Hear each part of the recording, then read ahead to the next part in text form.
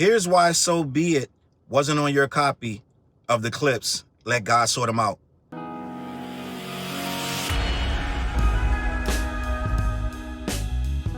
What up, words? Your boy Charles Brown back again, talking facts. Hit that like button, hit subscribe, hit the notification bell. Keep sending those Cashapp to CLBMG. Join the membership gang. Apparently, Swizz Beatz had to step in and get that sample cleared for So Be It. A lot of you were so upset on as soon as that album dropped. You were like, why'd they change the sample? Why did they do this version? A lot of people were super upset. My man Tony bought the album. He bought a physical.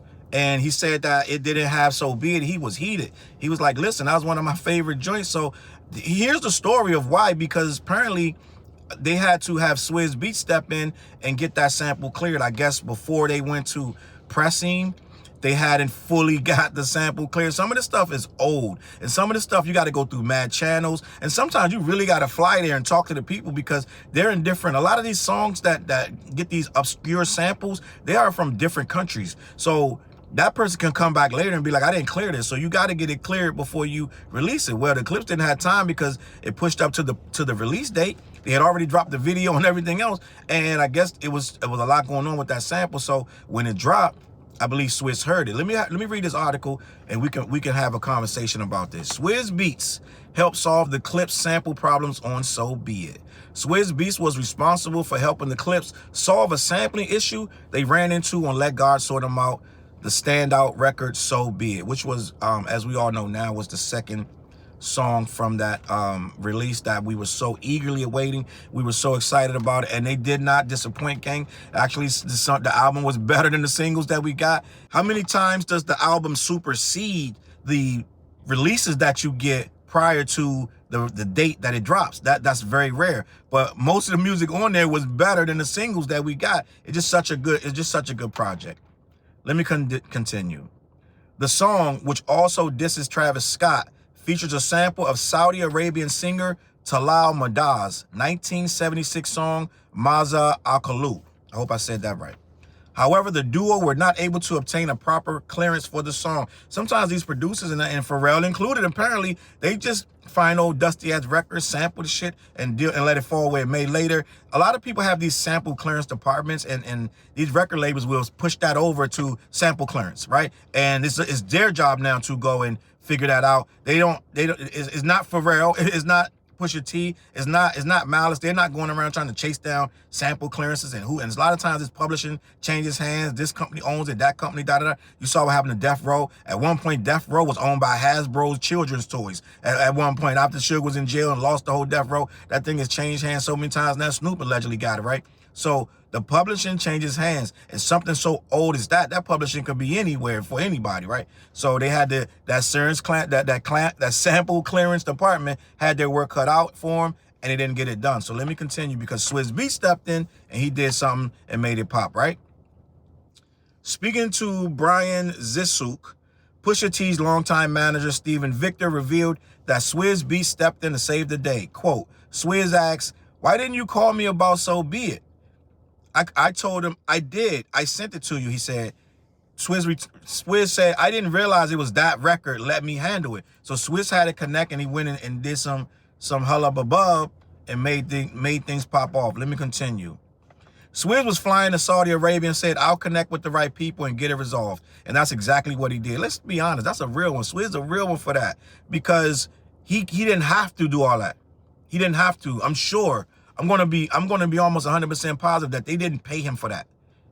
I would assume that Swizz did that off the muscle. I don't think they would be like, yo, here's 100 grand, get it done. No, I think that he just really rocked with them, and this is what happens when you got friends in high places and you make loyal connects and you link with people and build. This is a friendship right here. This ain't some, yo, I'm gonna do this, but I need it back. This is a man that did it because he wanted these guys to succeed.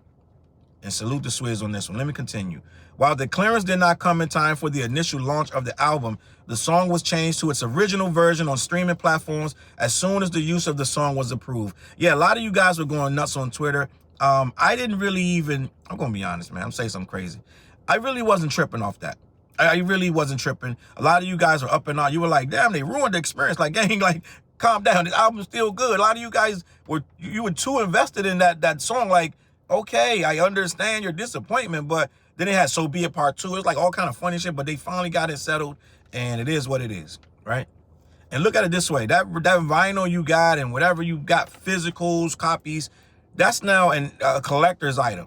That's an antique at this point. You got the release, because they're gonna do it again with the real shit on it, right? You have a collector's item, almost a fumble. You know what I'm saying? That's never gonna happen again. It's never gonna be reprinted again. You have the original fumble where they released it without the sample, so that's gonna be worth something. So hold on to that.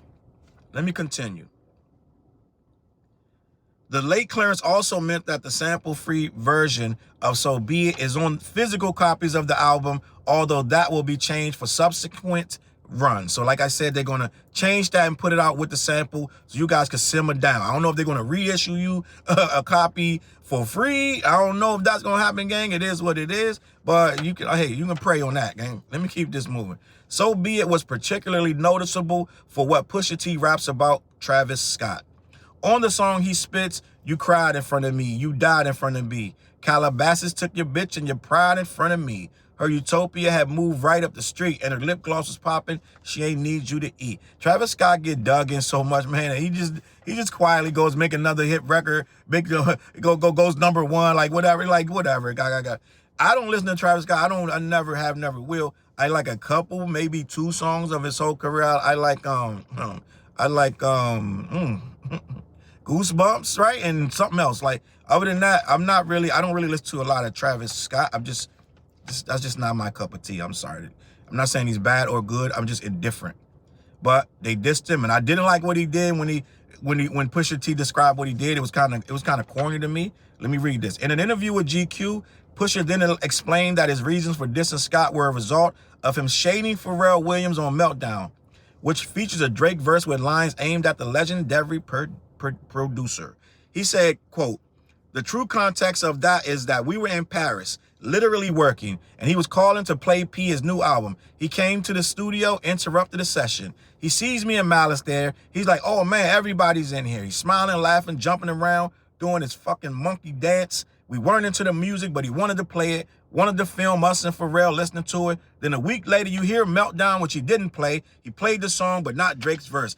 I think that's corny, that's shady, and a lot of you have made excuses for Travis. Well, maybe the verse didn't come into the night before. Maybe he didn't have the verse yet. Maybe he was just insert weird-ass reason. But end of the day, even without the Drake thing going on, you're interrupting his session, you're filming them. You got apparently he had the briefcase connected to his arm, like he had all the music in the briefcase, so nobody can, you gotta take my arm with the shit, like it's weird and it's goofy, and it's like, you're searching for approval in a place that don't care, right? These guys don't care about your sound. They don't want to play your music. They don't want your thing. You're really just interrupting their flow. When you left, they probably had to have a shot to calm their nerves because they were so annoyed with what you had going on. But he didn't read the room, and now he's getting talked about. And I know some of you certain fans of another rapper, right? You really try to come down hard on Pusha T for using it as a rollout. I don't think it was a rollout game. It's just part of what he does when he drops his album. He gonna save everything for the album drop. It is a rollout,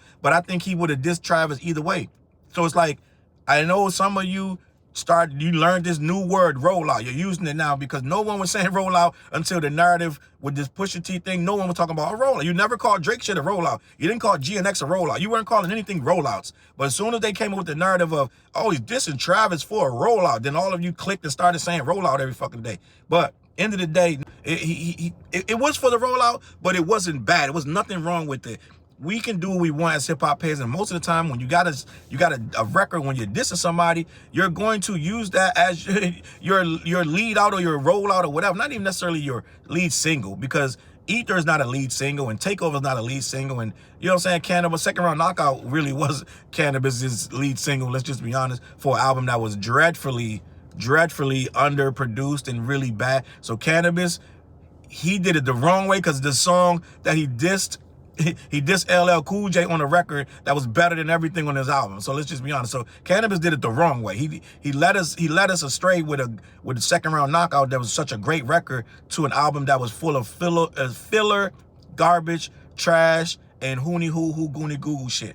But other than that, most people, when they come with a strong ass battle diss record, like Ice Cube when he had No Vaseline at the end of his album, he had a classic album. So it's okay to put a diss record on your classic album. And even if you gotta say that first and bring that out in this day and age where clout matters, guys, like, people need to get the eyes and ears. They ended up doing they ended up going #4 in the Billboard charts, according to the Billboard charts. So he did something right, because he had a lot of money on the line. He had a lot of money that he paid Def Jam to get out of that deal. And he's on Rock Nation's on a brand new label as a distribution deal, but he's on a brand new situation, so he don't want to flop. So yeah, he used Travis Scott as a punching bag and a trampoline. And he jumped up, and it really ain't matter, because the album was just that good. He was going to get traction without that. That only mattered to goofballs. Like, oh, it's Travis Scott. No one went to listen to that album because he dissed Travis Scott. The diss was so minor. It wasn't even that serious. So no one went to stream it because he dissed Travis Scott. It just was a talking point. Got your juices flowing. Got you wet your whistle. You know what I mean? It wasn't nothing. Nobody cared like that, except for his fans. They still, every freaking day leading up to the album release, they was still mad, pouting, still talking shit. You know what I'm saying? End of the day, it's over. We gone. But salute to Swizz Beatz for being a real one. I like the record with or without the sample. I think the sample is good, right? I think it flows with or without it. I have a kind of a fondness for the version without the sample. You know what I'm saying? I don't like hate it. A lot of you guys were really up in arms about. I don't hate it. I'm fine with the shit. So it's whatever, man. Salute to the Clipse for making a classic. Yes, I'm able to say that. Some of you motherfuckers, your whole fucking head will explode. You try to say something's a classic. Oh, it's a classic. Shit blow up. Like, fuck, I can't say that. Like, it's almost like, but to me, it's a classic. It's an instant fucking classic. One fucking listen, the shit was a classic. I don't need to hear the shit at 17. Some shit, yeah, okay, yeah. You got to listen to it a couple times, da-da-da. Not this. I knew when I heard it, from the very first song to the last song, that shit's a classic. So salute to the Clipse for making the classic. Salute to Pharrell for producing the classic. And salute to Swizz Beatz, Swizz Beatz for jumping out there, going above and beyond to help his friends and assure that this project got everything that it needed. All right, I'm gonna catch you on that flip, man. Head on over to black-yeti.com. Let them know who sent you. They got all kind of wonderful flavors over there. They ship all over the continental U.S. Also, every Wednesday night, we go live on The What Show with BTJ Fliz. We talk about hip-hop and things of that nature. And every Monday night, we got Underground Edge Live, where we show music videos. It's the new Rap City, all right? I'm going to catch y'all on that flip. Peace. Look, mission impossible to drop a few lines without dropping old times when Southern Hill was still a gold mine. When pistol grips was my shit and I sold mine. When Alias was not a show and they told mine. Elevate your mind with high quality THC infused products. BlackYeti.com. Black-Yeti.com.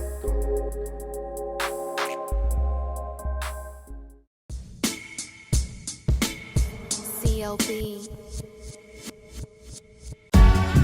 Get my coat, get my sheepskin, grab my wallet, get my pocket knife, and get that hat right there. We out. Grab my pocket knife too. Let's go. When I first came to the city, niggas didn't believe me. I just wanted to join a team and throw assist pass easily. 6 man off the bench, alley-oop pass freely. Suit up for one game and hope a scout might see me. But nah, niggas is greedy, wasn't rocking with him. Unplugged the scoreboard, put a lock on the gym. Told me to power forward, point guard at the rim. And left me with no center and a ball full of phlegm. Not knowing that I'm a dog, a Rottweiler within. With the heart of a pit bull that don't bark for pretend. My bites cut deep, break the bone and the skin. With the level of hustlenomics you do not comprehend. So first I took a block down on the west side end. And then secured a spot with some goons and some kin. And then sent out some flyers, let the games begin. And in 6 months time, the city like that's him. Oh,